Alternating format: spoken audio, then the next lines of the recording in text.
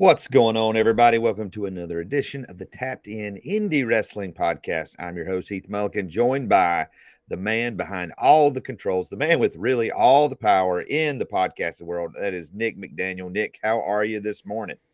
I'm going, bud, man. It's look, we're bright and early with these things, so some mornings, I'm a little slower than others, but can't complain too much. It's a good Monday morning and wild weekend. Let's go to the wild weekend in indie wrestling for sure. It was a very full weekend. It was Cinco de Mayo weekend, which means lots of wrestling, lots of places. And let me just go ahead and tell you, fans, we put out some content over the weekend. You got Heath's hot take about Southern Honor, and the only way to get some of that stuff is to become a member, become a patron over at patreon.com/tapped-out-pod. We also, everything is going to be on YouTube, so you got to go to YouTube. You got to subscribe. You got to hit that like button. You got to hit that bell. You got to be like the ring announcer, just ringing that bell while somebody's getting attacked. Hit that bell. You get all the notifications. Maybe you're an audio person. We're everywhere. Audio podcasts are found: iHeartRadio, Apple Podcasts, Spotify, Amazon Music, and lots of places. Everywhere you can listen to an audio podcast is where you can find this episode and the national show, the Tapped Out Wrestling Podcast. Nick, let's just jump right in. We got a lot to cover, but let's start out with this week's Indy Rewind.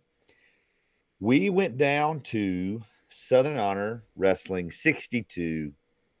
What a night. What a night down there at Southern Honor. Never disappoints, does it? I always say that. Never disappoints. And We kn- is there a night ever more? We're going to dive deeper into it. Gary Lamb often puts out, you never know who's going to show up. and you and I had a lot of speculation. We knew Paul Walter Hausen was going to be there. But let me tell you, uh, he came out. They were doing the coin toss for the War Chamber match. And he whispers in Dinah Michelle's ear who's going to do the coin toss. And I'm going to be honest, she announced the name and I couldn't really hear. And I'm like, who is this? And when he came out, you were filming. I was filming. Jaw hit the floor and my arm came down by the side.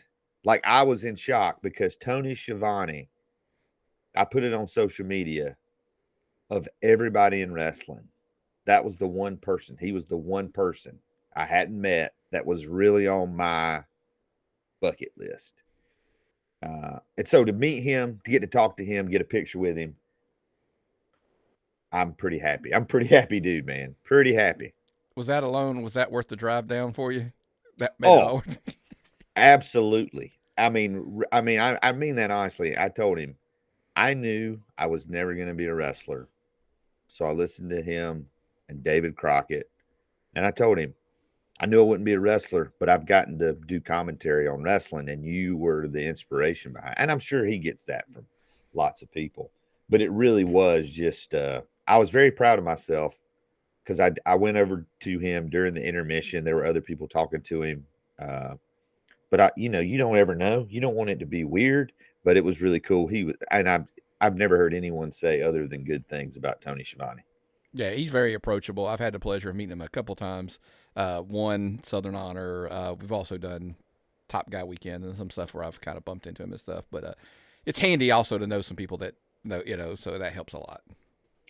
We've been able to build some good relationships there, and they also had some wrestling on Yeah, on Friday night, and it was a very good wrestling show. Crowd was up, crowd was hot. They kept bringing out chairs, well over 400, close to 500 people there. I think the final number that we were given was 491, something like Okay, that.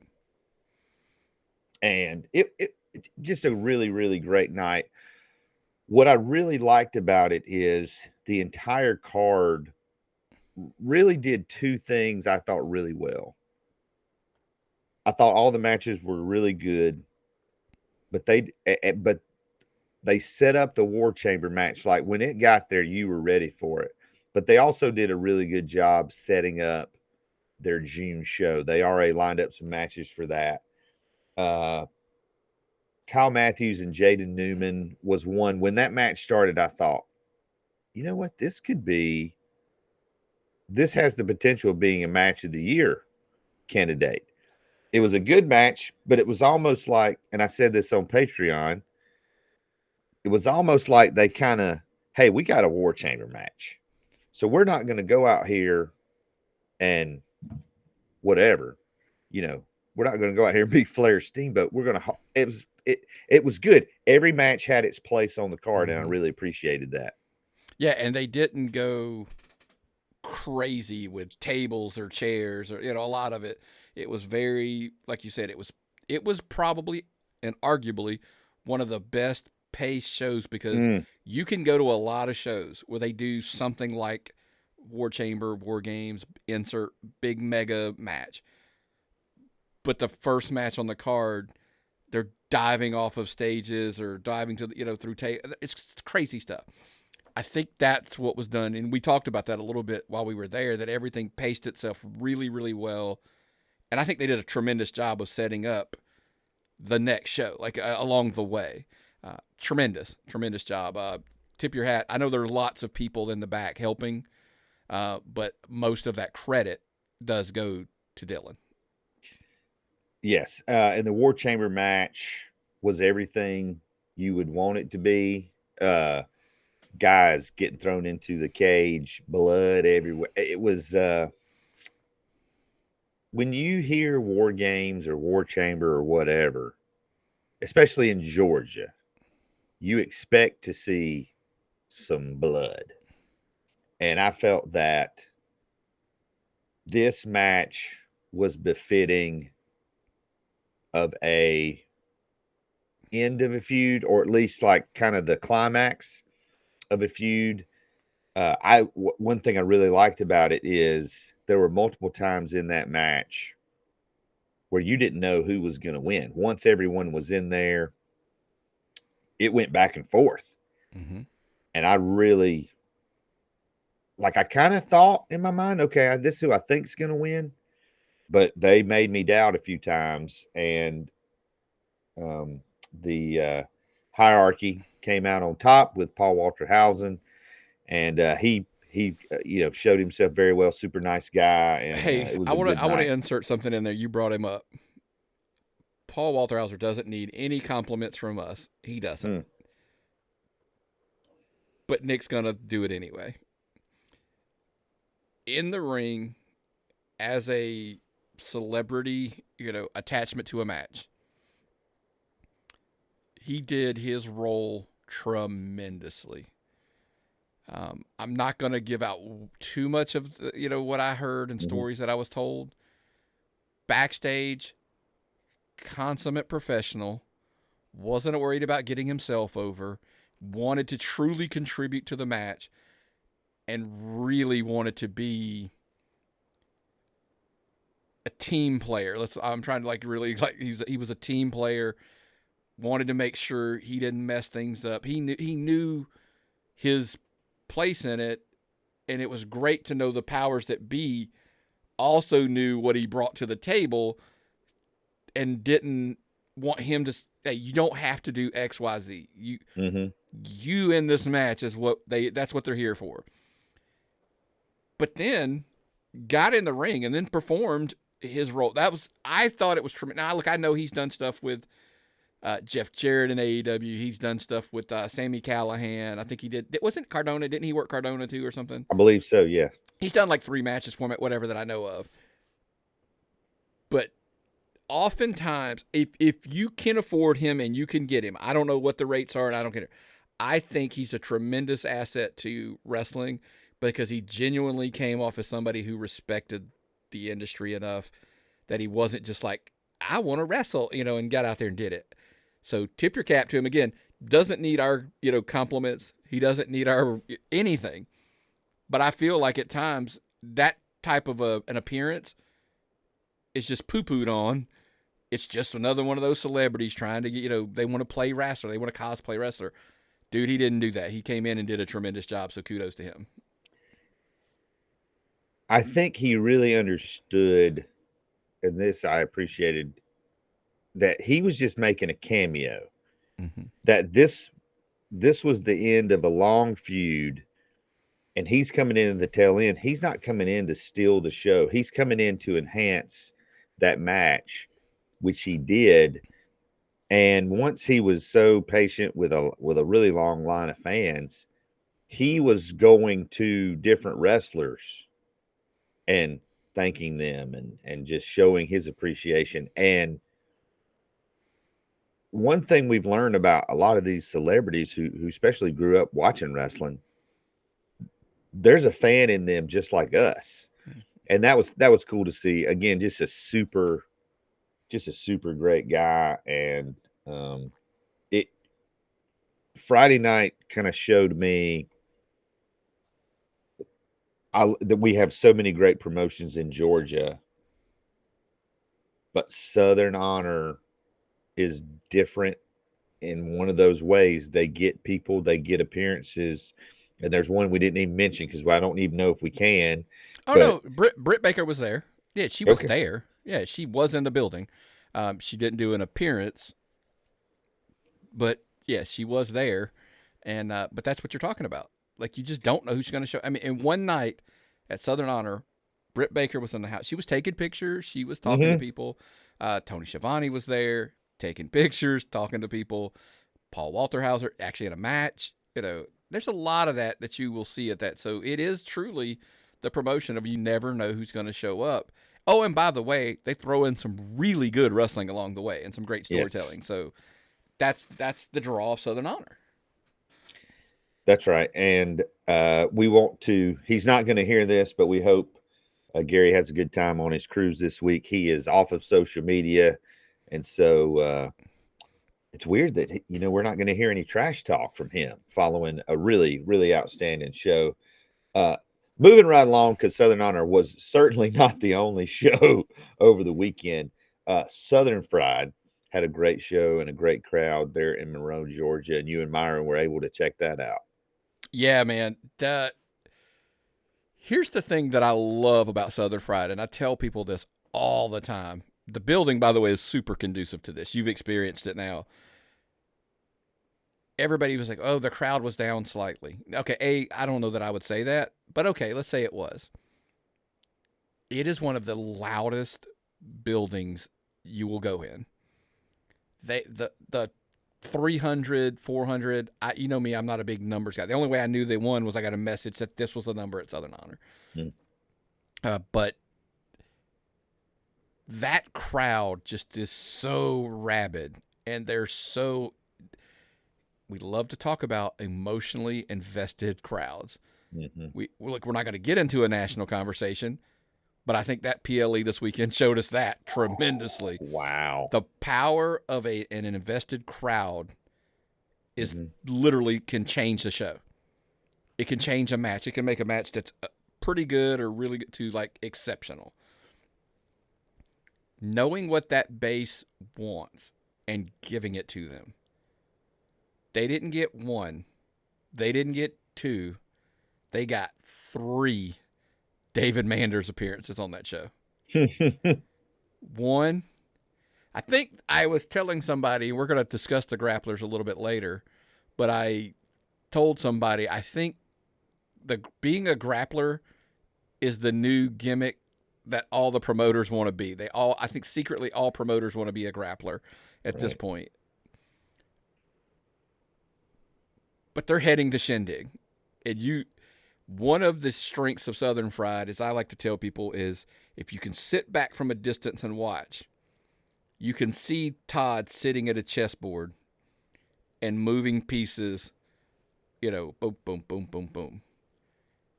And you can see it coming, and it's a cool ride. It's a cool ride watching him play, his chess and setting those pieces.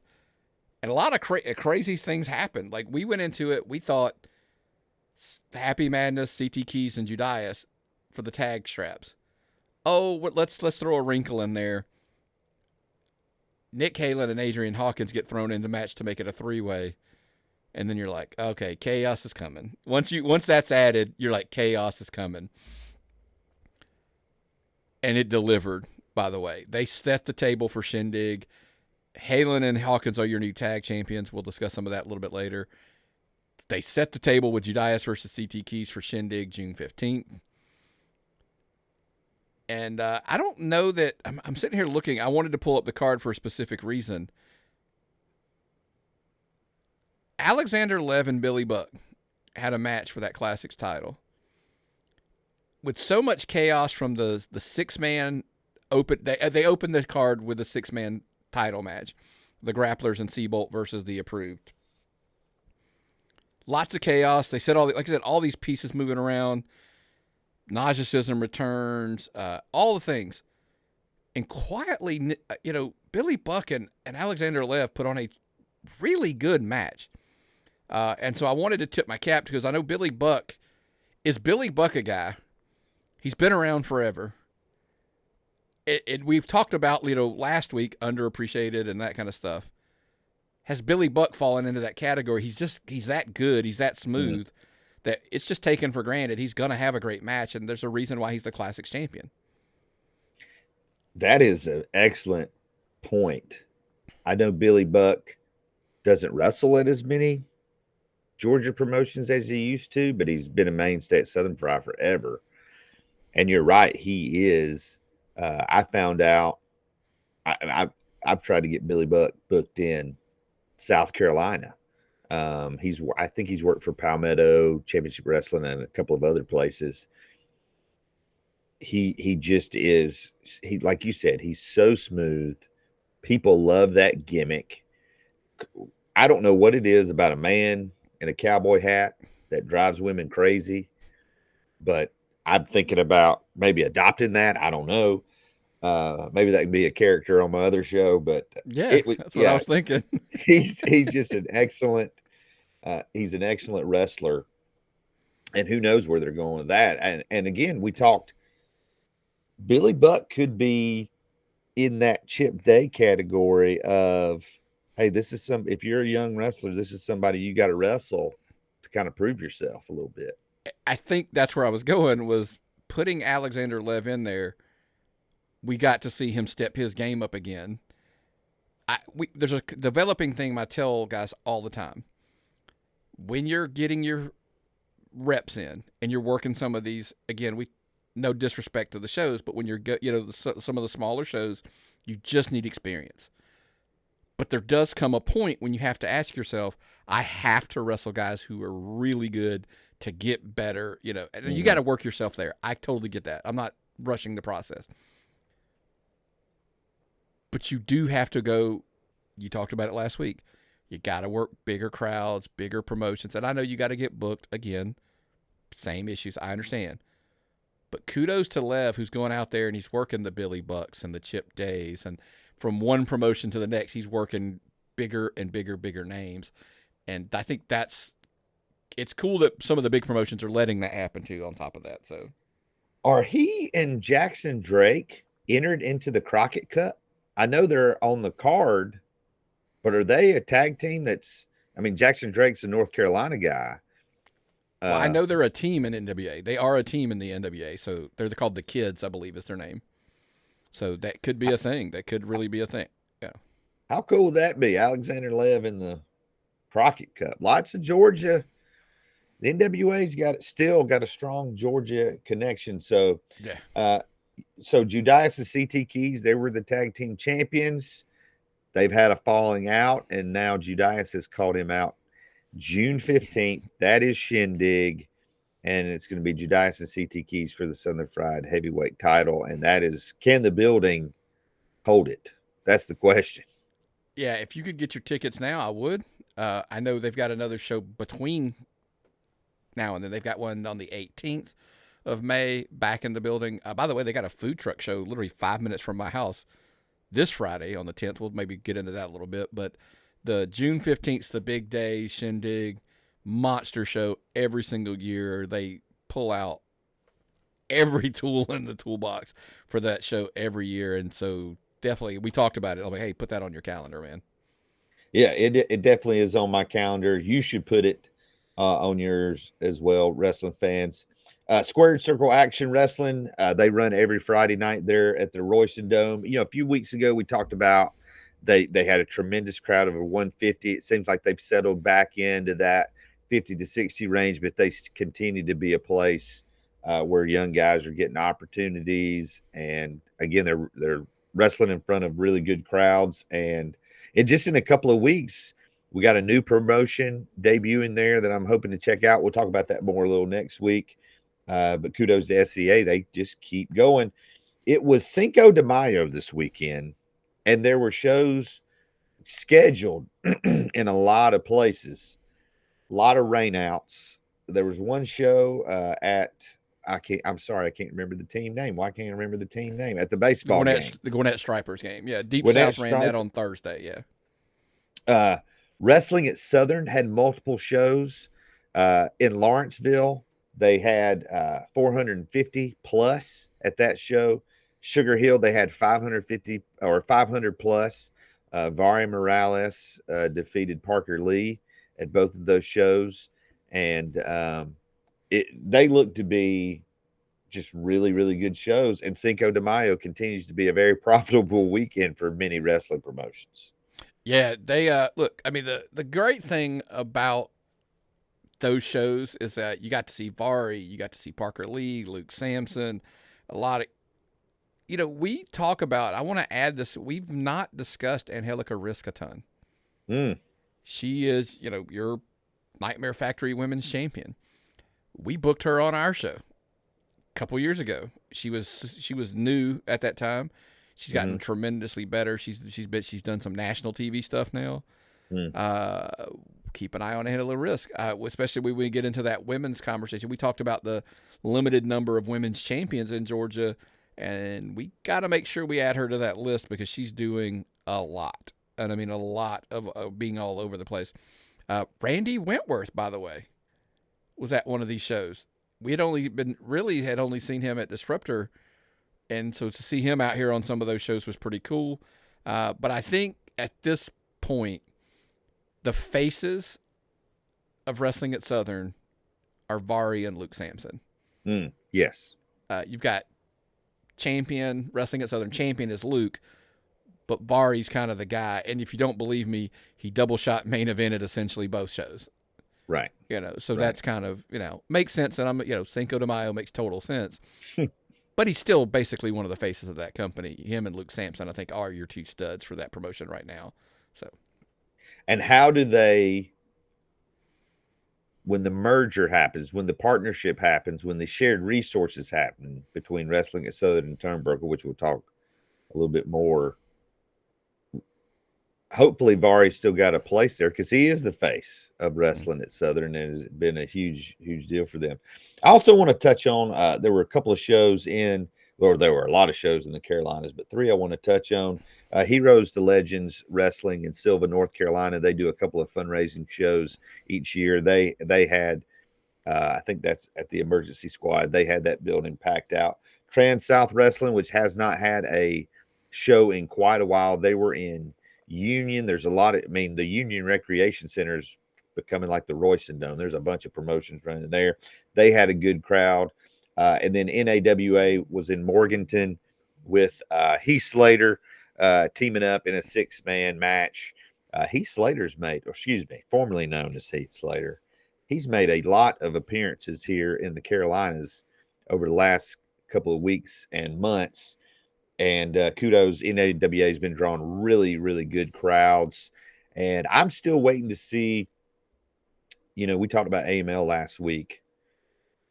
Who kind of pops up now as that other promotion, especially in South Carolina, that becomes a destination place for wrestlers. So that's a fun thing to watch.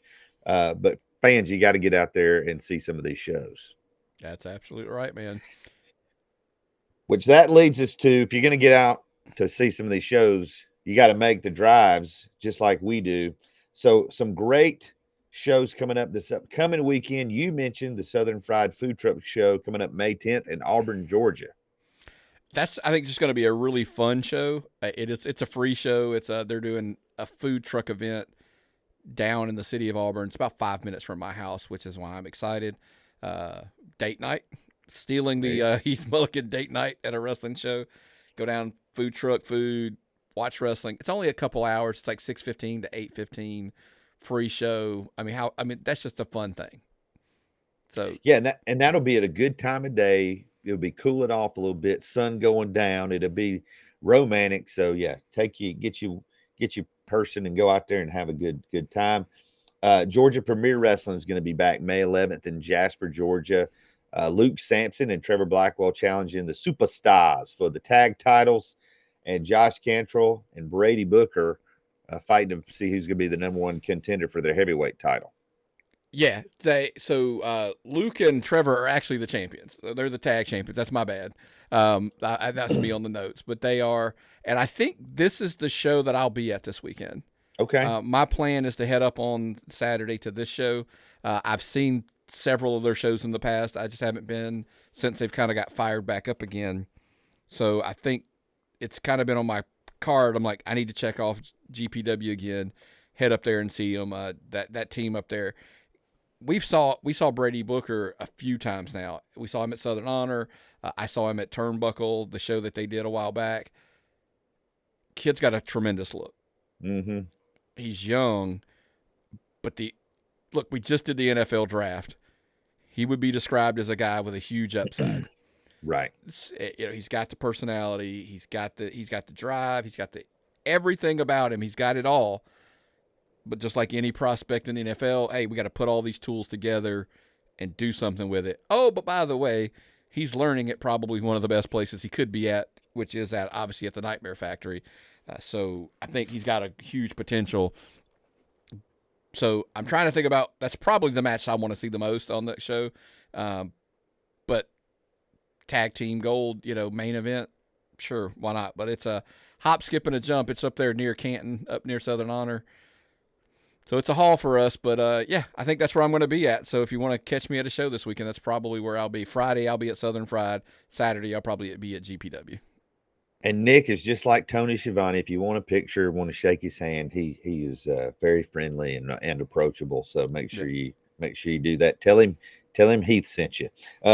Southern Violence and Wrestling, who man, they were one of the hottest promotions in Georgia. And then some stuff went down. We'll just say that. They're going to be in Gainesville, Georgia at Liquid Nation Brewing. Rico Gonzalez taking on Austin Powers. The question for Southern Violence and Wrestling is, can they get back? Can they get back to where they were? They were running in front of some really hot crowds, doing some really cool, really running a different kind of show than anyone else in Georgia. They kind of had that niche audience. So I'm interested to see what's next for them. They were one of the ones that were the front. What's the word I'm looking for there? One of the ones that they were kind of initially in the game first, the brewing, the brewery thing. Yes.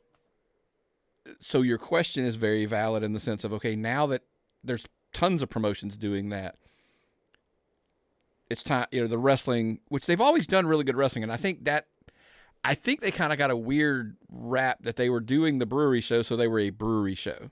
Mm-hmm. But no, they were doing some really good wrestling. I mean, Austin Towers literally, he escalated his reputation in Georgia as a main player at Southern Violence and Wrestling. He obviously some other places, but I think that was his home where he made his name at. I think all the tools are there. They got a ton of talent on that roster. It's just, they got to build it. But I think they might be one of the more underrated promotions at this time, which is crazy considering where they were considered one of the top players not too long ago. So, but I think there's a bright future for them. And I think with the talented roster that they have, they'll get right back into the mix. Right. And then we've got the 2-time Georgia Promotion of the Year, IWE, back in Augusta there at the American Legion building, May 11th, Saturday night. Some really great matches. Owen Knight, who's kind of been one of the guys that's been taking on the hierarchy over the last 6 months, and James Caleb Kitchens, he's in a gauntlet match against the entire hierarchy. Good luck, man. I mean, because look, we talked about what we saw out of the hierarchy, at War Chamber. I can't imagine trying to go through, hey, we're going to put this guy in front of you. Mm-hmm. than this guy in front of you. And by the way, somewhere in the mix there, Joe Black's in there. Like, look, taking on Joe Black's, that's tough enough in itself. But yet you're just going to keep throwing all these other people in his way. We Owen, have oh, lots of love for Owen Knight. I just don't Owen, think it's going to be a great night. Owen Knight is the working team captain. This match to me, really win or lose, is really and Owen Knight doesn't need to prove himself, but he really could. I mean, this could catapult Owen Knight if he can survive, if he can come out on top, if he can just walk out on his own power after this match. And the fans there in Augusta love Owen Knight. We got 4-way Lucha Rules, 10-minute time limit, tag team match, Ugly Ducklings, All-Star Special, Exotic Youth, and Crucifix and Dre the Goat, a team coming down from the Carolinas, their first appearance here. That is going to be mass chaos. Car crash wrestling. That's what this is. 10 minutes, get your stuff in, boys. That's what that screams to me. Like, you're going to have 8 guys in there, 4 teams, 10 minutes, fight to get your stuff in. And I think you're just going to see it's going to be, and look, this isn't a knock, by the way. That's the funny thing. People might think I'm being like, saying this is like a bad thing. No. It's going to be spot. It's going to be just total fast paced action. It's one of those, you're going to want to sit down, not be doing anything else. Because if it goes 10 minutes, it's going to be nonstop bell to bell craziness. But probably won't. Somebody hopefully will get a pinfall or a submission out of it. But if it doesn't, do you still win? Like, as a fan, we still win because you get 10 minutes of it. I mean, literally. So, yeah, that's going to be a great match to see. You mentioned chaos. The IWE Mayhem Championship held up just last week by James Caleb Kitchens. Charlie Anarchy stripped of that title. We don't know what's going to happen with that title. Chad Skywalker was in line for a title shot, so hopefully he's still in that mix. He certainly earned that. But the former Mayhem champion, Skrilla the Great, going for that IWE Heavyweight Championship that's been held by White Mike since January. That's going to be an interesting match to see. Could be a pivotal match on 2 fronts. One, the placement of wrestlers. We talked about Bryce Cannon opening a spot. Skrilla says he's the best wrestler. Mm-hmm. Okay. Capture. You were the Mayhem champion. You are now without gold at IWE. To consider yourself in the upper echelon of talents, our take, obviously. Let me back up. My take. I don't want to put words in your mouth. You got to hold gold at one of the big boys in Georgia wrestling. IWE is two-time, right? Promotion of the year. Mm-hmm. This is your chance, Skrilla. What's the old saying? It's probably not your saying, but it's one of my favorite. It's time to nut up or shut up. grab some gold at a big promotion. Show the world, like, look, we've acknowledged the talents and the skills, but now you have to give them something like we just talked about. This is to kick that door in again and say, I told you I belong here. Okay, here it is. Show them. That's clear, cut and dry. Prove your spot. This is a huge match for several reasons. In June, IWE normally takes June off, but in June they're going to North Carolina, and they're running in a new state, in a different venue. And I shared my thoughts on how I would do that if I were them on Patreon, patreon.com/tappedOutPod, shameless plug. But if you're either one of these guys, you want to be the guy. You want to be the champion. Hey, I want to be the face of this company. When we go I want to be the person that represents IWE, that represents Augusta to this entire new audience. And it's So going to be one of these two guys. here's the thing. We always love it when there's stakes on both sides. Skrilla has everything to prove to the world. That's that's his thing. It's Skrilla versus the world. White Mike, though, is a Carolina guy. Mm-hmm. He's champion at IWE, one of the big boys in Georgia. He has to take that title into his home in the Carolinas. If he loses it literally the show before they move, that would eat at him. That he literally, I could have came home, I threw up some air quotes here, with a Georgia champion, like the IWE championship. Oh, but I lost it. So there's stakes there. Like I don't think he can afford to lose it going into this debut show in the Carolinas. So yeah, guys, it matters but like obviously he's trying to prove at home. Skrilla's trying to prove himself at home that they're the best, one of the best, around. So yeah, there's a lot of stakes there. A lot of stakes there for that title match. But I want to throw in something here. Editorial piece. Uh-huh. Kitchens. Stripping guys, taking titles, blah, blah, blah. Abuse of power, man. Abuse of power. That's all I'm going to say. Like, somebody needs to check this guy quick. And I know it's not. I've had the guy on, and look, we try to be fair and give everybody a voice. We do. Somebody's got to get him in check quick, because if he starts just randomly taking time, I mean, if he's not happy with, Skrilla's one of his guys down there. He's in the hierarchy. Mm-hmm. If Skrilla doesn't, I mean, is White Mike even going to, stand a chance? Right. What kind of shenanigans are they going to pull? Right. We don't know what the future holds, but somebody's got to.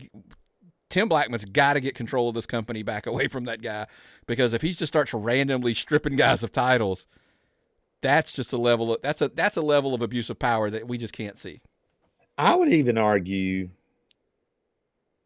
even though Skrilla is deserving, I would argue that him getting a title shot now is an abuse of power. He just lost the title last month. He's on a losing streak. So there was probably someone more deserving in this moment. And I totally agree with you. Kitchen's power hungry. We do know from the contract, Blackman gets one shot, whatever that means, to get the company back. And I think I would agree with everybody in Augusta. We need to see that happen, because you can't have someone who's just running around stripping people of titles and just running roughshod on your talent. The only thing worse than somebody power hungry is somebody who was power hungry that got the power. That's a pretty good good statement right there. Anyway, there are some great shows coming up next weekend in May. May's a big month, but June is when things are really going to start heating up. You've got Shindig, biggest show for Southern Fried. Hardcore Hell, biggest show for Anarchy. Viral's coming back with their Garden City Classic there in Augusta. Southern Honor, they're on the road to Rumblejack. That's going to be a big show, because they're not running July, because their show would be July 5th. And then the Turnbuckle Wrestling at Southern merger, partnership, sharing of resources kicks off in earnest. So like we're buckle up. June being a hot month is going to be an understatement in Georgia wrestling. That is for sure. I mean, you just rattled them all off. Oh, by the way, Action will probably run 3 shows in Georgia. Just Wrestle America will be. They Coastal Empire is going to be. They're getting on a groove. We're going to have I'm working on a special for Coastal Empire. The summer. By the way, the gyms are going to be hot. The buildings are going to be hot. But we're not talking about temperature, folks. We're talking about like the action that you're going to see. But we talked about it, and we're going to have more stuff down the road. turnbuckle coming in Mm. could be huge across the scene because of where we've already seen their dates and all that. We've shared some of those out there where they're going to be. Game changer could be an understatement. That I think there's just so much action. We're starting to see, and I'm hearing behind the scenes, there's some really motivated people. There's fun when owners and promoters get a little bit of edge to them when they get they get irked a little bit and they turn up that heat a little bit. Guys, it's coming. May's, we're ramping up, but I think come June, we're off to the races. I think we're going to see some craziness. We've also got MLW coming to Atlanta in June. I really think we're getting ready to enter an era in Georgia wrestling that's going. I'm not saying it's going to be the greatest era. It's going to be different, because the reason I think it's going to be different, and you totally correct me if I'm wrong in this assumption. I think up until this point, there was almost these agreed upon rules of like, all right, this is kind of how we're going to operate. I think Gary came in, 5-6 years ago, kind of blew some of that up, but they're still like, okay, this is kind of what we do. And I think some of the things we're hearing, you have people coming into Georgia wrestling who don't know about those rules, who don't care about those rules. They are there to make money. They are there to put on great shows. They're there to make a name for themselves. And they don't care. They don't care how long you've been running. They don't care who you are. They don't care where you run. They're worried about their business. And it's good for the fans. Fans are winning in this. But am I totally off on that? No. I think, like I said, that's why I mentioned that edge. Little things. Don't underestimate that. Hey, we're all cool with each other and we're all like kind of working out. There's still that competitive vibe in all of these guys. They're running promotions. I love I don't really care about what they're doing. I don't care. You do a little bit. I'm not saying it's like, hey, I'll lay awake at night thinking about it. But you want to be the best. Right. And that's a lot of in this guy's DNA. They want to be the best. Now, what their goals are and those type of things, that fluctuates how they play with each other. Kind of is a way I would look at it. If your goal is to be national, then you're not really focused on this little part of the country, the state, or whatever. But if this is my home, this is where I am. Don't come in my house. That's a different vibe. But I think the heat being turned up, and I love it when these guys get a little bit on edge. That's a positive thing because, look, when we talked about it even on a national level, right? WWE was in a bad place. A lot of people would say this 2-3 years ago was not in a great place. AEW, when I tell people the pushback is AEW is bad for wrestling. No, it's not. Because they have made WWE turn it up and become the juggernaut they are now because they had to. Mm-hmm. I think Georgia, even obviously on a smaller scale, guys are doing things to say, hey, don't forget, we're still the best. We're still the best. Oh, no, we're the best. All right, well, as Bischoff says, shut up and wrestle. Run your promotion and do it. Don't tell everybody you are. Just do it. So there is a influx of new talent, and really,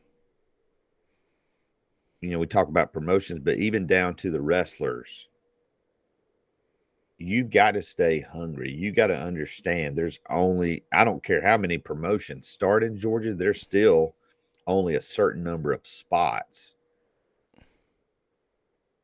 And it's going to be interesting to see who comes in and takes some spots.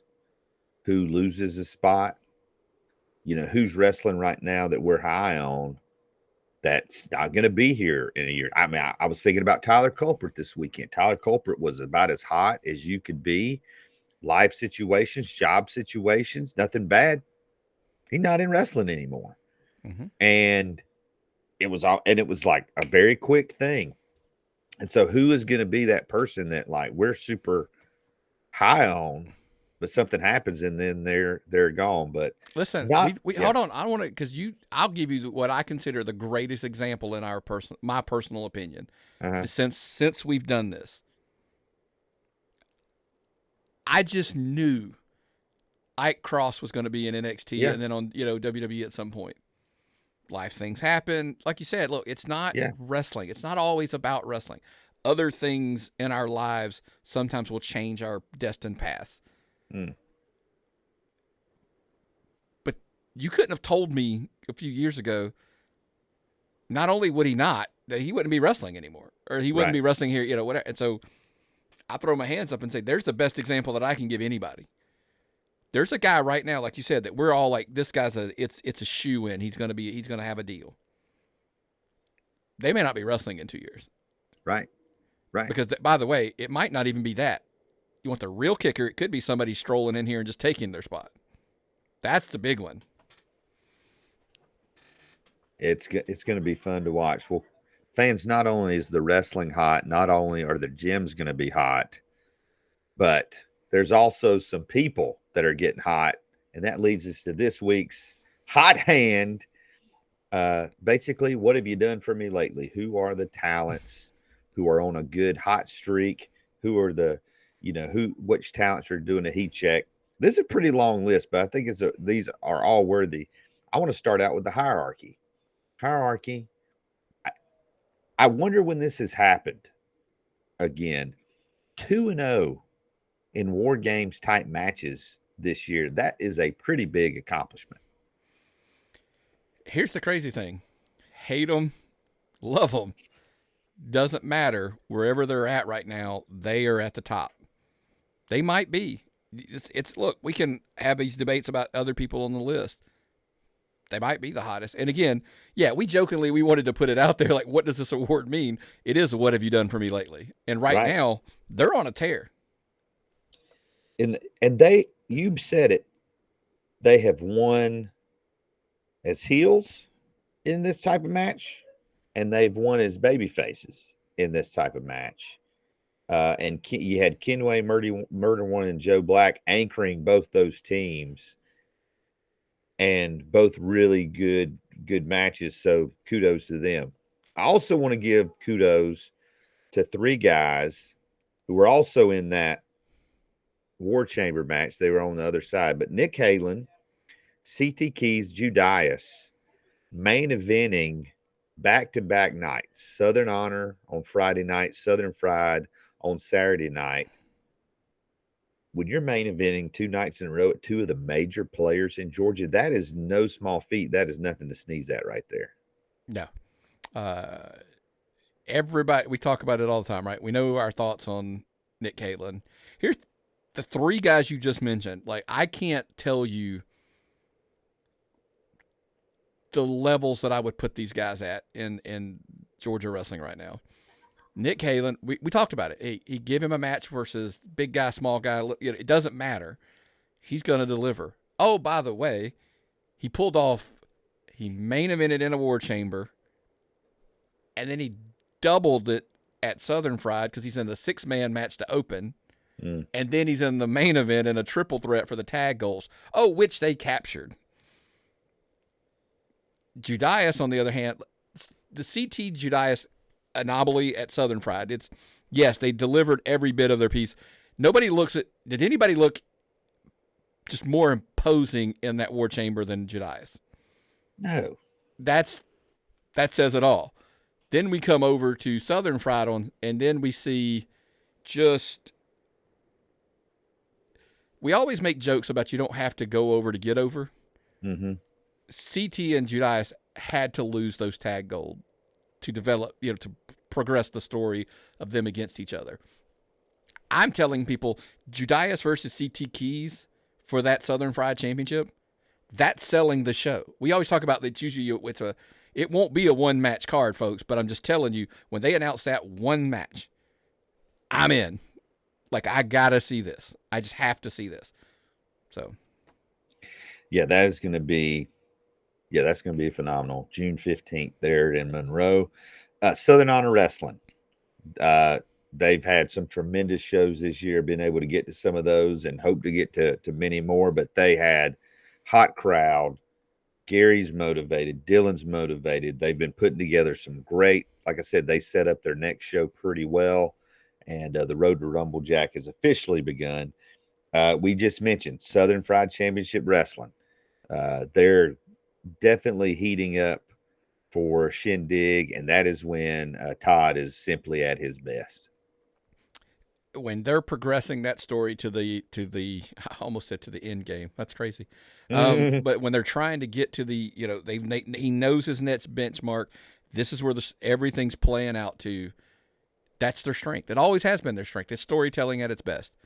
That's what Southern Fried does. That is their strength. And they just have built, you can see, again, we talked about it earlier, the chess pieces moving and the fans, they're just so invested in it right now. And look, large part, look, it's all the talents they have. There's nothing, but they are emotionally invested in David Manders. This Nick Halen, David Manders thing is going to be a massive thing at that show. I mean, I can't even imagine that it's not going to be something special. So give them a follow on social media and everything, because that's where we're heading. Has to be in some form or fashion. But wow, that's all I can say is just wow. So we mentioned Southern Honor and Southern Fried both ramping up again. Action Wrestling, though, I would say they are in their history, they are at their peak. Like, Action Wrestling has never been hotter, to me, never been better. Like, their crowds have never been bigger. They're peaking right now. I mean, they are everywhere. And what does that say? Because I would say Southern Honor and both Southern Fried have they're not at like their highest peak ever. Mm-mm. So where could they go? But I mean, again, the rising tide raises all ships, and I think Action continuing to grow has lifted some of those other promotions. So Action, man, they're definitely hot right now. The crazy thing is we could say, oh, they're at their peak. I don't know that they are. I think they could keep going. Like, I think they're still, like, that's the thing. They may be hotter than they've ever been, but we ain't saying they're done. That's it. That's the thing. I think they're still going to keep ramping these shows up, bringing in these crazy talents, and just the shows are going to just keep getting better and better and better. That's what we were talking about as the summer progresses. Everybody, I think, folks, I don't know if this is a bold statement. Why do we need WWE to be hot? It makes wrestling cool across the board, even down to the indies, if it's done correctly. Everybody thinks it's cool again. Let's just keep pulling them and pulling them and pulling them. Everybody kind of just doing their thing on the indies, getting better and better and better. Because I even think guys get motivated. But I think, and I could be wrong, tappedoutpod@gmail.com to anybody I'm about to say if I'm incorrect. But I think if AEW's hot, if WWE's hot, that motivates people like Todd Sexton, Dylan Frymeyer, like, at Matt Griffin. I think a lot of these guys, because you get that passion back as a fan, and it motivates them to even do more on their shows. That's just my take. I could be totally wrong, but I think that's the strength of when wrestling is cool on all levels, everyone benefits. Wrestling has always been and always will be a copycat business. You said it earlier. WWE hasn't had anything worth copying the last couple of years. Mm-hmm. But when we see that reaction in France, I mean, that was just insane.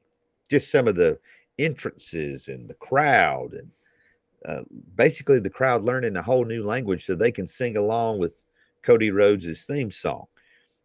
Like you said, that gets everybody's blood going in Georgia to be like, okay, let's put on our best product. Let's raise the bar. Let's be the best. And it's an exciting time to be a wrestling fan. Last person I want to mention on the hot hand. He has been everywhere, and that is Cody Fluffman. Action Wrestling, Southern Honor, Phoenix Wrestling Experience, and Saturday night we were talking about IWE. Saturday night, Fluffman takes on Shug D at IWE. Shug D, definitely someone who's been around a long time. This is an absolute proving ground match for Cody Fluffman. We asked ourselves, like, what does he have to prove? And I understand he's trying to prove a lot of things, but I can tell you what he's already proven to me. And I've seen him at IWE. We saw him in action. We've seen him at Southern Honor. He's entertaining.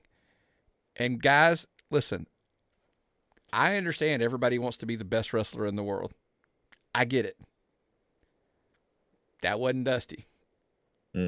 Dusty's just my favorite wrestler of all time. Yeah.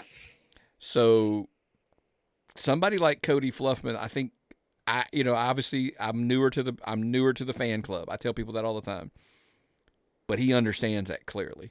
Mm-hmm. He's like, there's guys that are going to go out there and they're going to do everything under the sun to be the best wrestler in the world. I'm just going to go out there and make sure they go home and talk about me tonight, about how much fun I was. And they were just entertained and they love me. And that was the case, by the way, at Southern Honor. That crowd, the chants and the fan, they're behind the dude. That's how you can get on a hot hand list of just, I can't explain it more than that. He's entertaining, guys. It's that simple. He is learning what his strengths are, and he's accentuating them. And I'm excited. I mean, I wish I could be there Saturday night, because I think Shug D is the perfect opponent for him. Because Shug D, I may have underrated Shug D in my mind, because he can go out there and he can wrestle, but Shug D can also be entertaining.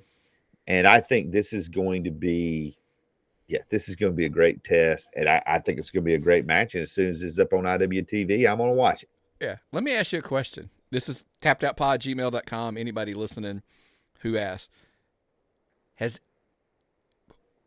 have to pause because the question was in my head. We talked about this condition of mine before we started. The question popped into my head before I said it, and I'm like, do you really want to say this? Has anybody benefited more from the ascension of Cody Fluffman than Sean Legacy?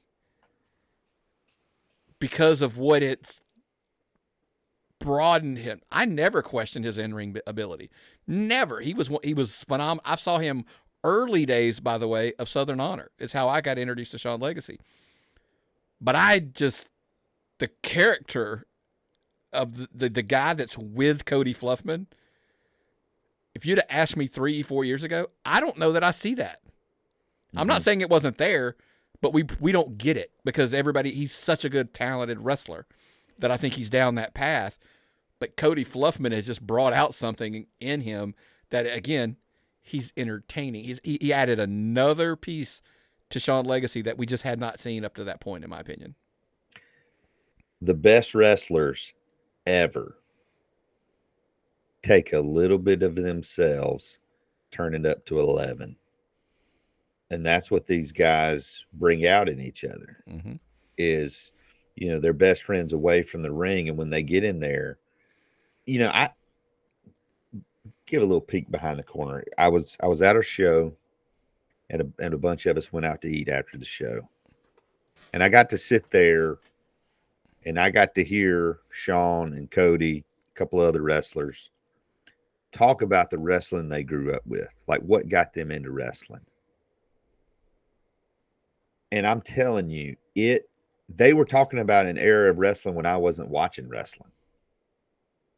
The reverence, the respect, the love, the passion, they had for wrestling as they talked about it, it made me even a bigger fan. We're just sitting there eating chicken wings together.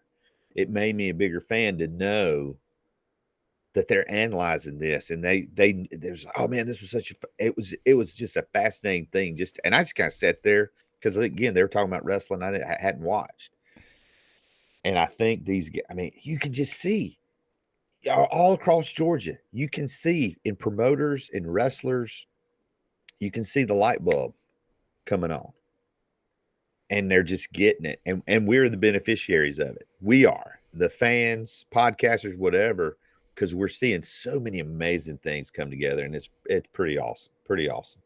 Yeah. So let's talk about, we're doing this segment every week where we talk about different champions in Georgia. We're thinking about calling it Title Talk. If you've got an idea for a name for this segment, send it to tapthappod@gmail.com. But this week, we're going to talk about the tag team champions across the great state of Georgia, and just give you our thoughts on each of them. Anarchy Wrestling, their current tag team champions, Sal Renaro and Seth DeLay. They've been around for a long time. It'll be interesting to see who they wrestle June 22nd at Hardcore Hell if they put those titles on the line. Southern Honor and Georgia Championship Wrestling have the same champions, and that is the Grapplers, who kind of, they went a while not having any tag team gold, and now they're kind of building that trophy case back up. The Hierarchy, they're champions in IWE and Coastal Empire. That's Murder One and Joe Black. However, though, and it's interesting to see what happens this Saturday and then June in North Carolina, is up to this point, the Hierarchy have not defended those IWE tag team titles yet in 2024. And I wonder if Caleb Kitchens is even going to do more to protect those titles around the Hierarchy. Abuse of power. We talked about it earlier. That's it. Just try to keep that gold at home. We just saw at Action Wrestling the Good Hand, Shug D, and Kevin Ryan won those tag team titles from Jaden Newman and Matt Sells. Southern Fried, brand new tag team champions. The Approved, Nick Halen and Adrian Hawkins. Wrestle America, their tag team champions at the time are Damage Incorporated, a team we're trying to learn more about and get more information on. And then the new tag team champions down at Viral Pro Wrestling, some guys we just were talking about. The Buff and Fluff Connection, Sean Legacy and Cody Fluffman. But that's a pretty strong list of tag teams. And the list of teams that are in contention is even stronger. Oh, yeah. And look, we've talked about this ad nauseum. Look, you've gone through the trouble. Like, you've got a spreadsheet that you're trying to keep up with all of this. So if you get your champions, you just want them talked about, like tappedoutpod@gmail.com, send them over. You can DM, private message, Facebook, whatever, Heath or me, whatever, your list of champions. We'll try to keep them updated. We want to make sure we try to get as many people involved as we can. As you crown new champions, send them in. We'll update it as much as possible because it's cool to, when you look at some of these lists, you talk about the Grapplers, the Hierarchy, guys that are champions in multiple promotions. By the way, we didn't even throw in there that the Grapplers are 6-man champions. So they've got a lot of gold that they're holding on to. Maybe at some point we kind of do a hot hand list of champions, like who's the hot of those champions right now, who's on the hottest streak kind of thing. So, because you could argue that Grapplers taking gold everywhere, Hierarchy taking gold everywhere. So, yeah, who's having a good run of one thing we've seen this year, and this is not a criticism, I think it's a broadening of the storytelling, is we've seen like Judice, he's Southern Honor champion, but he's in the War Chamber match. We're seeing more and more matches, champions in matches where the title's not necessarily on the line, but it's building something for down the road. I do feel, however, if you're running monthly or twice a month, it's much smarter to do that than if you're running less frequently. right. Because if you're running less frequently, I think it's very important for your titles to be defended as much as possible. Right. It there there does have to become a thing of your title does. You can't complain that Roman doesn't defend the title enough, and you're not defending your title. That's kind of the same. If you don't have a problem with, by the way, you know me, I always try to say let's be fair.